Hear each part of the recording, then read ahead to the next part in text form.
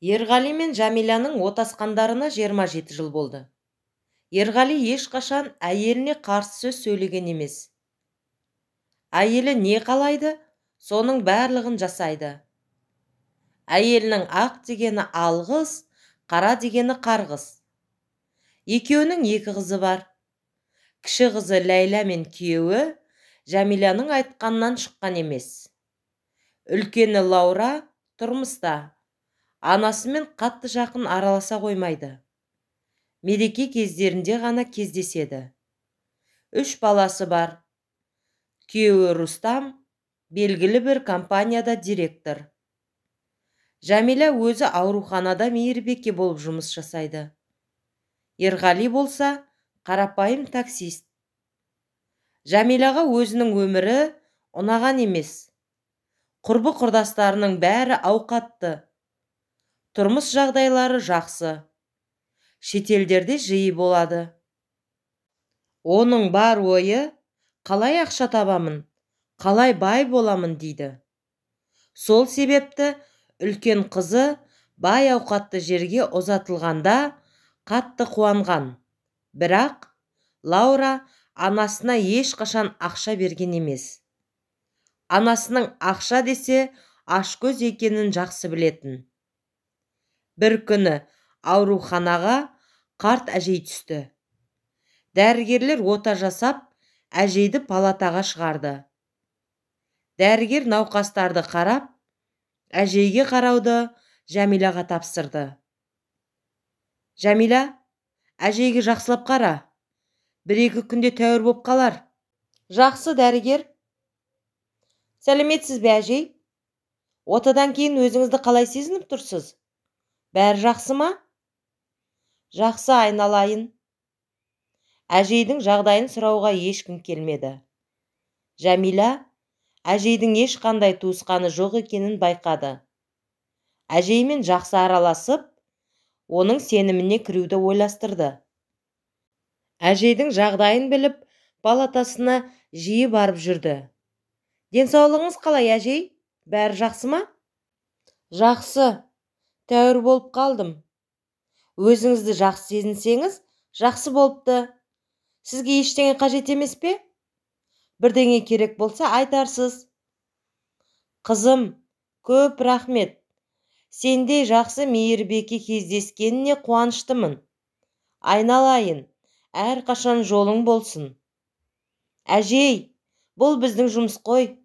Көп рахмет. Жақсылап демалыңыз. Рахмет, қызым. Әжей ауруханада 2 аптадай болды. Осы уақыт аралығында Жамиля әжеймен жақын араласып, қызындай болып алған еді. Бүгін әжейді ауруханадан шығаратын күн. Сол себепті ол әжейдің үйін көруді ойластырды. Қалыңыз қалай, әжей? Бүгін сізді ауруханадан шығарады. Жақсы болды ғой. Өзімде үйіме қайтқым келіп еді. Бірақ сендерді де қимаймын. Сенмен жақсы араласып, сырлас дос тапқан едім. Алаңдамаңыз, әжей. Сізден әрқашан көмегімді аямаймын. Үйіңізге де барып көмектесіп тұруға дайынмын. Мына қағазда телефоным жазылған. Жалғызсырасаңыз, хабарласыңыз. Бүгін сізді өзім үйіңізге апарып саламын. Рахмет, қызым. Көп жаса. Оқасы жоқ, әжей. Сізді өз анамдай көремін. Анамды жастайымнан көрмеп едім. Қызым, саған көп рахмет. Мені жалғызсыратпай, көмек қолыңды созғаныңа. Сендей жақсы адам кездескеніне ризамын. Кешкісін Жамиля әжейді таксимен үйіне апарып салды. Әжей, үйіңіз жиналмағанына қанша болған? Мен сізге көмектесіп жіберейін. Ештеңе етпейді, айналайын. Ертең арнайы қызметкерлерге жинастырып аламын. Ой, мұныңыз не? Дұрыс емес. Қайдан білесіз, қандай қызметкер келетінін? Қазір мен жинастырып беремін. Рахмет, қызым. Көп жаса, айналайын.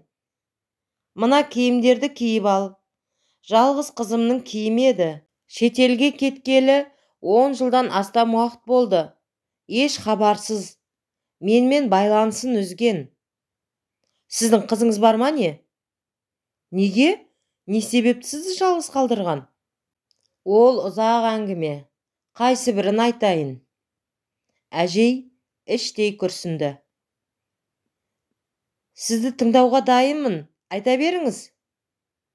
Менің қызым осыдан 10 жыл бұрын басқа ұлттың азаматына тұрмысқа шықпақшы болған. Мен оған қарсы болдым. Жолдасым қайтқалы жастайымнан сол қызым үшін өмір сүрдім. Ол мені бір күнде тастады да кетті. Әжей қатты жылады. Жыламаңыз, әжей. Сұрап, жазылмас жараңызды қозғағаныма кешірім сұраймын. Ештеңе етпейді, айналайын. Қазір бәрі жақсы. Ол тұрмысқа шықты да, сол күйі менімен хабарласпады. Жалғыз қалғаны мына хаты. Мені іздеме. Менің бақытты болуыма мүмкіндік бер. Осы жолы менің қалағаным болады. Хош болыңыз, деді. Осылай менімен қоштаспастан кетті де қалды. Қиын бопты. Кейін іздемедіңіз бе? Мүлдем хабарласпады ма? Иә, мүлдем хабарсыз. Кейін білдім. Ол менің қызым емес екенін біліп, осындай қадамға барыпты. Өзінің ата-анасын тауып алған екен. Қазір мүлдем араласпаймыз. Қиын жағдай екен. Жәмила осылай әжейдің сырларын біліп, жақын досына, сырласына айналды. Уақыт өте келе, үнемі әжейдің үйінде болып, дәрілерін беріп жүрді. Әжей алғысын айтып, еңбек ақысын да беріп тұрды. Жәмила отбасына жалғыз басты әжейге қарап жүргенін айтқан болатын. Жалғыз басты кемпірді ақыры құрығыма түсірдім. Маған толықтай сенеді. Енді үйді атыма жазып алуым керек. Қандай тәсіл қолдансам да, қайтсем де бірдеңе ойластыруым қажет. Мақсатқа жетуіме аз қалды. Мұның дұрыс әрекет емес. Ертең қыз іздеп келсе не істейсің? Мұндай жауыздыққа барудың қажеті не? Өзімізде баспана бар. Өзіңе күнә жасама, деді Ерғали. Ештеңе болмайды. Алаңдама. Қызы одан бас тартыпты. Ертеңі қалада өз үйіміз болады. Иә, үйді қолға түсірсеңіз жақсы болар еді. Қаланың ортасында орналасқан емес пе? Иә, қызым, жақында үйіміз болады. Ерғали, сен қайдағыны ойламай, одан да маған жоспар жасауға көмектес. Мені мұндай былық істеріңе араластырма. Онсыз да сенің айтқаныңды істеп жүрмін. Мені жайма қалдыршы. Ойбай, саған не болды? Мұндайың жоқ еді ғой. Неге қарсы болып тұрсың? Жәмила ашуланып кетті. Кешір, бірақ менің расымен саған көмектесер ойым жоқ. Не қылған зұлымдық? Далада тұрып жатқан жоқсың ғой? Біреудің үйінде нең бар? Өз өмірімізді сүрейік. Өз өмірімізді? Мен сен үшін қазір осындай жағдайдамын. Кезінде бекер саған тұрмысқа шықпын. Қателескен екем. Тағдырым-ай, не қылған өмір? Азаматты таңдағанда бұлай жүрмес едім. Әлі күнде квартирада тұрамыз. Жас балаларша. Не деп тұрсың? Мен сені күшпен алдым ба? Маған олай деуші болма. Дәл қазір кет. Азаматыңа. Сондай керемет болса. Кетем? Не істейсің ал? Азаматтың отбасы барын білесің. Әдейі айтасың-ау деймін. Керек болса, әйелінен тартып алуға дайынмын. Не деп тұрсың? Ерғали Жәмиланы ұруға дейін бара жаздады. Бірақ Ләйла оны тоқтатып қалды. Бұл Ерғалидың үйленгелі бері Жәмилаға алғаш қол көтермекші болғаны. Әке, қойыңыз. Мұныңыз не? Қаншама жылдан кейін? Ерғали үйден шығып кетті. Ләйла не істерін білмей анасына қарады. Мама, мұныңыз не? Азамат деген кім? Қызым, сен ақыры осының бәріне куәсің. Сен ғана мені түсінесің. Саған бар шындықты айтамын. Ешқашан маған қарсы келмеймін, соңына дейін тыңдаймын деп уәде бер. Я, мама, айта беріңіз, ол не шындық? Білесіз ғой, мен тек сізді ғана қолдаймын. Кел, мында отырайық. Негізі, Ләйла, әңгіме былай. Азамат сенің әкең. Қалай сонда? Түсінбедім. Сен өзіңде білесің, қызым. Ерғали саған аса қатты жақын емес. Тек Лаураны ойлайды. Себебі ол сенің қыз емес екеніңді жақсы біледі. Біз университетте оқып жүргенде Ерғали мен Азамат курстас еді. Менімен алғаш рет Азамат танысқан болатын. Бірақ Азамат бай ауқатты отбасының ұлы болатын. Ерғали екеуі жақын достар еді. Бір күні ол мені үйіне таныстыруға апарды. Оның анасы маған жылы қабақ танытпады. Осылай ол бізді ажырату мақсатын көздеді. Сол себепті Азаматты Москваға оқуға жіберді. Мен не істей алам? Отбасымның жағдайы да мәз емес. Амалым жоқ. Осында қалуыма тура келді. Бірақ Азамат менімен хабарын үзген емес. Уақыт өте келе, көзден кетсе, көңілден кетеді ғой. Азаматты анасы өзінің құрбысының қызына үйлендіретінін естідім. Қатты қиналдым. Өзіме қол салуға дейін бармақшы болдым. Мені сол кезде Ерғали құтқарып қалды. Осылай, онымен тек дос ретінде араласа бастадым. Оның ол кезде Гаухар есімді қызы бар болатын. Екеуі бір-бірін қатты ұнатты. Тіпті үйленуге дейін барды. Бірақ мен оны Гаухарға қимадым. Бір жағы Азаматқа деген махаббатым тағы бар. Онымен қайтсем де қарым-қатынасымды үзбеу үшін Ерғалиға ұнататынымды айттым. Ол маған бұл жай бауыр басу, достық екенін айтты. Амалым жоқ, мен айлаға көштім. Ерғалиді туған күнінде қақпаныма түсірдім. Оған аяғым ауыр екенін айттым. Ол маған бірден сеніп, өзіне жауапкершілік алу мақсатында Гаухармен айырылысты. Менен қуанышты адам болмады. Екеуміздің үйлену тойымыз болды. Тойға Азамат пен әйелі де келді. Азаматты әйелінің жақсы көретінін байқадым. Маған келіп, Азаматтан алыс жүр деп ескертті. Мұны естіген Азамат оны шапалақпен салып қалды. Амал жоқ, екеуі үйлеріне қайтты. Ашуымды тия алмадым. Осы көріністен кейін Ерғали менің Азаматты әлі де жақсы көретінімді түсінді. Маған жақсы отбасы болатынымызды өзіне сену керектігін айтты. Осылай бірге өмір сүріп кеттік. Қалай? Азамат сіздің тұрмысқа шығуыңызға қарсы болмады. Ол не істей алады? Амалы жоқ, өз таңдауын жасады. Бәріне оның анасы кінәлі. Арада 2 жыл өткенде Азаматпен кездестім. Әйелімен бірге тұра алмайтынын, мені әлі ұнататынын айтты. Мен оған отбасым барын, басым бос емес екенін, қызым барын айтқанмын. Ол оған да қарамай, менімен кездесуін жалғастырды. Өзінің отбасы жайында толығымен айтып берді. Әйелімен ажыраспақшы екен. Ортада балалары да жоқ. Маған үйленгісі келетін ой бар екенін айтты. Мен де оны жақсы көремін. Осылай, екеуміз бос уақытымызды бірге өткізіп жүрдік. Ерғалиға айтуға қорқып жүрдім. Азамат оған өзі бәрін айтып беріпті. Амалсыз, ол екеуміздің арамыздағы махаббатты бұрыннан білгендіктен ажырасуға келісті. Осылай мен Азаматқа тұрмысқа шықпақшы болдым. Бірақ аяқ асты Азамат әйелінің аяғы ауыр екенін білді. Ол әйелі мен екеуміздің арамызда қалды. Біз Ерғалимен әлі ажыраспаған болатынбыз. Ажырасқаннан кейін Лаураны оған қалдырмақшы болдым.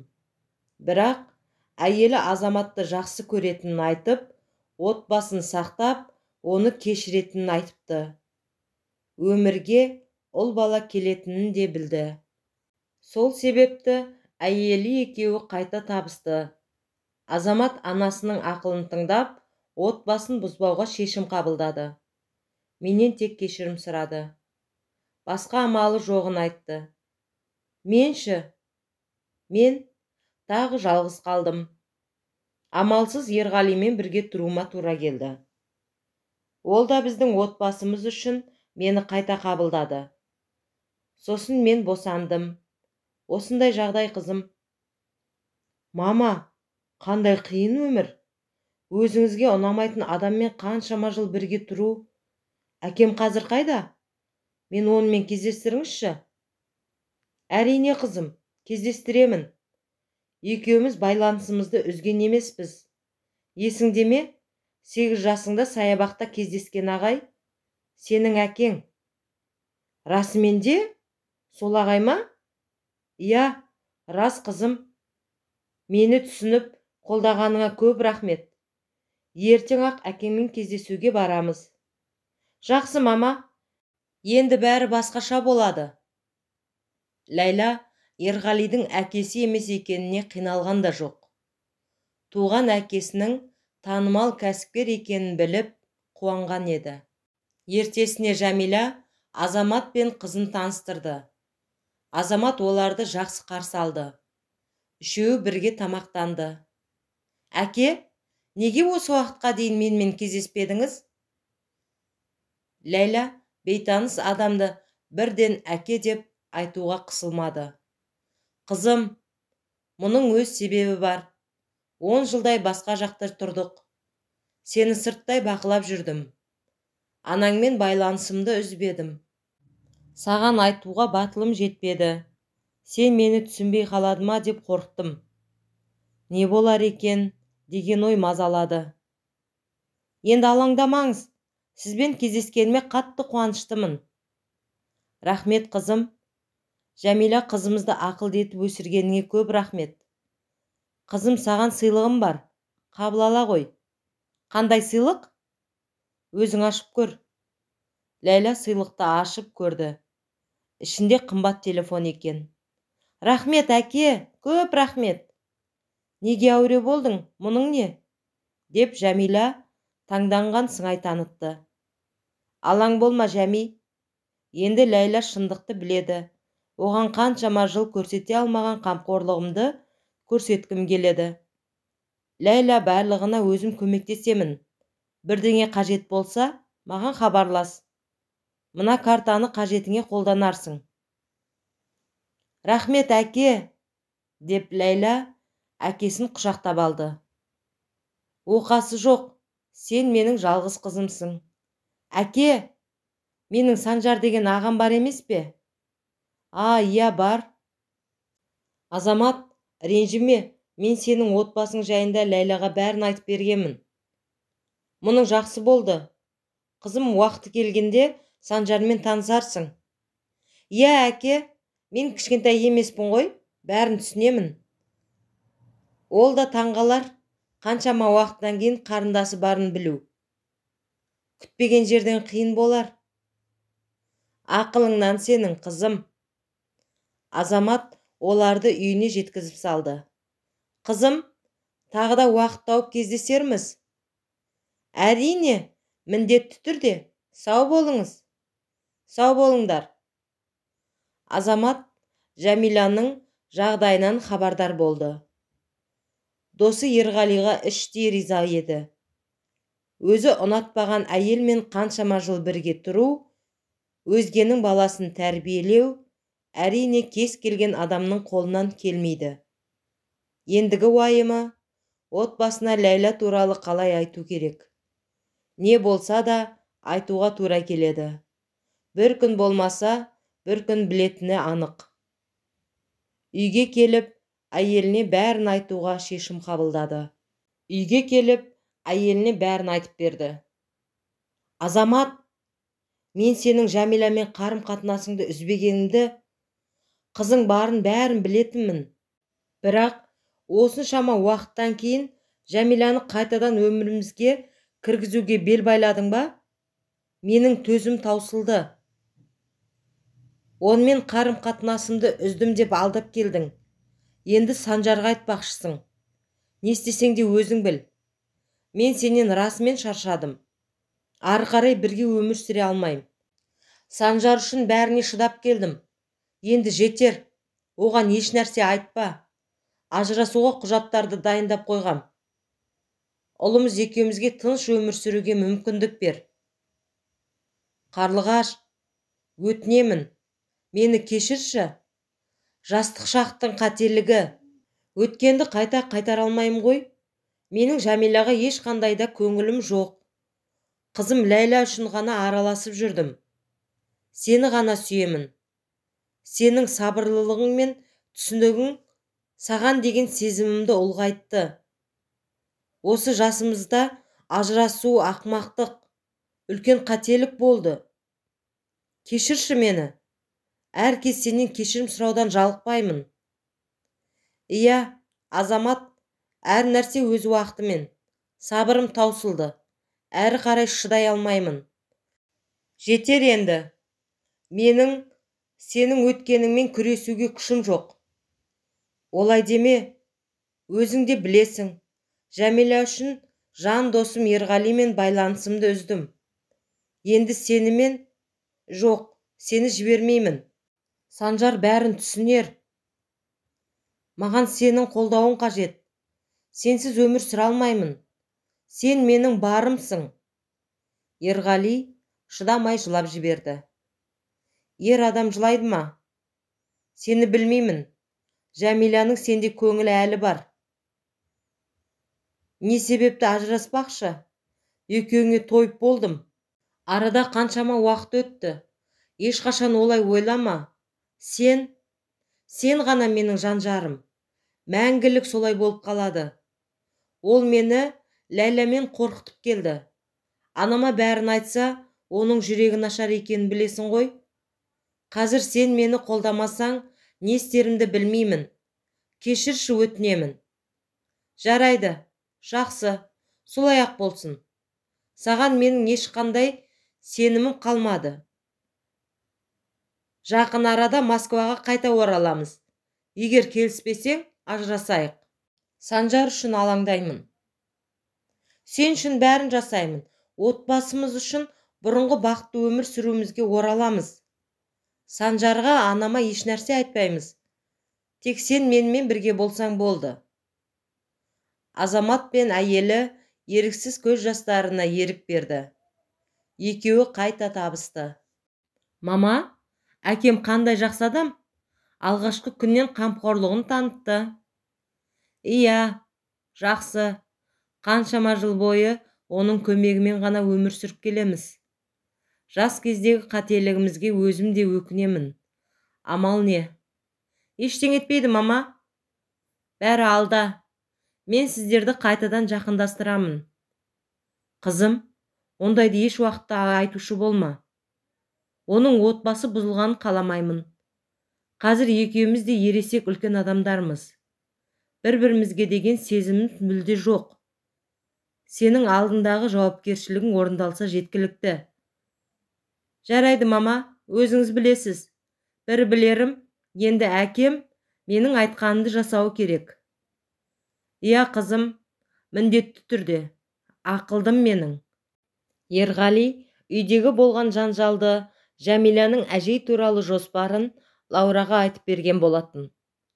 Лаура әкесіне жаны ашыды. Мамам неге бұлай жасайды? Оған не жетпейді?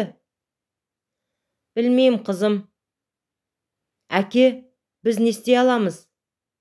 Көздегені дүние, аш көздік. Әзірге сабыр сақтаңыз. Ертең киімдеріңізді әкеліп беремін. Сізге жақын жерден квартира тауып қойдым. Әзірге осында тұра тұрыңыз.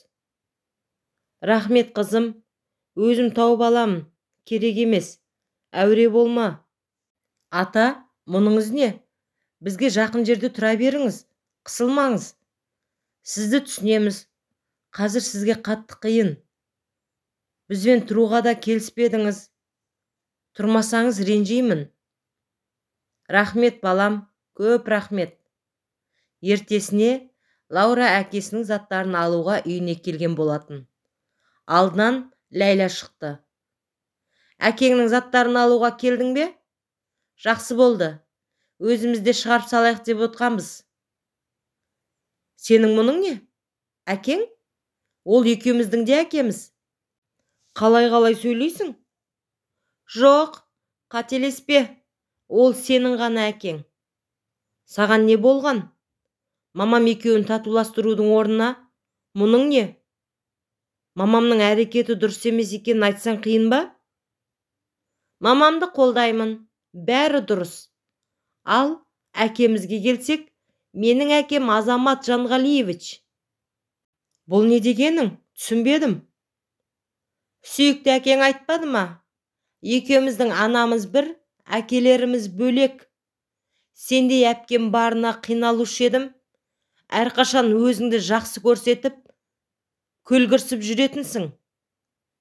Сен өз не деп тұрсың? Мұны саған кім айтты? Қайдағы Азамат? Ол менің әкем. Сондықтан қалғанын өз әкеңнен сұрап ал. Нені сұрауым керек? Не деп тұрсың? Түсінбедім. Бәрін түсінікті айттым. Менің әкем басқа адам. Сенің әкең мына таксист. Қалай олай айтып тұрсың? Туған әкең болмаса да қаншама жыл бірге тұрдың. Сені бақты, сені асырады. Ешқандай да құрметің жоқ. Мұның не? Құрмет? Сен құрметте. Менің оған керегім болған емес. Сен ғана оның қызы болып едің. Әрқашан мені екінші орынға қоятын. Ол екеумізді бірдей жақсы көрді. Аяқ асты бұлай өзгергенің қалай? Жоқ, бірдей көрген емес. Екеуіңді мүлдем көргім келмейді. Сен бір күнде қалай өзгеріп кеттің? Қалайша? Солай. Себебі мен әкемді таптым. Маған қамқор әкені. Сенімен сөйлесу мүмкін емес. Лаура заттарды алып үйден шығып кетті. Ләйла оны әрқашан көре алмайтын. Оны көрсе, жауын көргендей болатын. Себебі туыстары бәрі Лаураны мақтайды. Лаура жанашыр, мейірімді, қамқор, ақылды қыз. Ал Ләйланың мінезі анасынан аумайды. Тәкаппар, мен, өзін ғана ойлайды. Таныстары апалы сіңілі екі қыздың мүлдем ұқсамайтынына таңғалатын. Лаура анасына хабарласып еді, телефоны өшірулі екен. Әкесіне барып сұрап еді, Ерғали бәрін айтып берді. Кейін Лаура анасымен кездесті. Әкеңді жақтауға келдің бе? Онда кет. Мама, мұныңыз не? Бірден айғайлағаныңыз қалай? Отбасымыздағы соңғы жаңалықтар аздай. Біреудің үйін не үшін тартып алмақшысыз? Ақшадан қысылып өмір сүріп жатқан жоқсыз. Мұншама сырды қалай іште сақтап келдіңіз? Солай қалдыру керек еді. Не себепті айттыңыз Ләйлаға? Айтсам не бопты? Оның өз әкесін білуіне құқысы бар. Құқығы бар? Бірақ қаншама уақыттан кейін ол әкемді сыйлап та тұрған жоқ. Сен араласпа. Ләйла кішкентай қыз емес. Бәрін түсінеді, бәрін біледі. Сенің ақылыңа зәру емес. Мама, әкем екеуміз сендердің қылықтарыңа тойып болдық. Не істесеңдер де соны істеңдер. Ұқпасқа айтар сөзім жоқ. Лаура қатты ашуланып кетті. Ақылың тасыса, отбасыңа жұмса. Бізді үйреткеніңді қой. Сенсіз ақ бәрін білеміз. Ләйлә екеуміз бақытты өмір сүреміз. Әкеңе сәлем айтып бар. Оның маған керегі жоқ. Ажырасса ажырассын. Мама, сіздің қыңыр мінезіңізді білуші едім. Мынау енді шегі болды. Сізбен енді кездеспеспін. Қаншама былықтан кейін ұялуда ойыңызда жоқ. Кездеспей-ақ қой. Ешкім саған жалынбас. Лаура ашуланып тұрып кетті. Күйеуіне бәрін айтып берді. Мүмкін емес. Өзіңнің туған анаң мен сіңілің? Білмеймін, не деген сұмдық. Енді әкемізге жақсылап қара. Үй қызметшісін жалдап бер. Жақсы жаным, сен де жан кездескеніне мен бақыттымын. Арада біраз уақыт өтті. Бүгін Жәмила әжейге келіп қал жағдайын сұрады. Әже, қалыңыз қалай? Дәрілеріңізді ішіп алыңыз. Рахмет қызым, көп жаса.